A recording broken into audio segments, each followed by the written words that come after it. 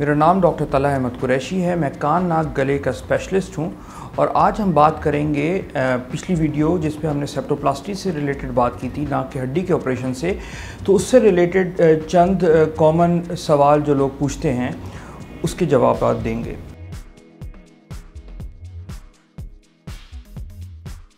आमतौर पे कोई एक्सटर्नल कट नहीं आता जब नाक की हम अंदरूनी हड्डी को सही करते हैं, तो वो नाक के अंदर से ही करते हैं और इससे अगर सही तरीके से किया जाए तो नाक के शेप पे कोई फ़र्क नहीं पड़ता।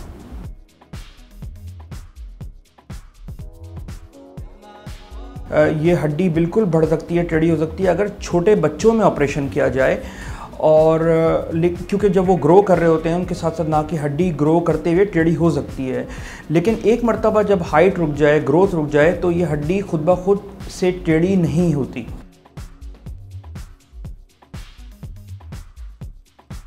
अमूमन ये ऑपरेशन जब करना चाहिए जब हाइट रुक जाए, जैसे हमने अभी जिक्र किया कि बच्चों में अगर हम करें तो उसमें दोबारा नाक की हड्डी टेढ़ेपन होने के चांसेस होते हैं, या नाक का शेप छोटा रह जाए, चेहरा बड़ा हो जाए, ये मसाइल हो सकते हैं। तो जब हाइट रुक जाए जब की जाए।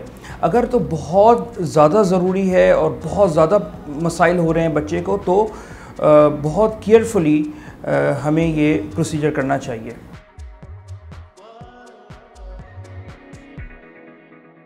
नाक की हड्डी का ऑपरेशन से नाक की हड्डी की जो टेढ़ापन है और उसकी वजह से जो रुकावट है सिर्फ वो बेहतर होती है।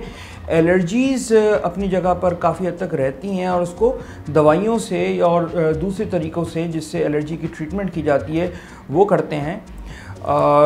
और अगर तो सही वजह से ये ऑपरेशन किया जाए तो इसमें डेफिनेटली पेशेंट को फ़ायदा होता है।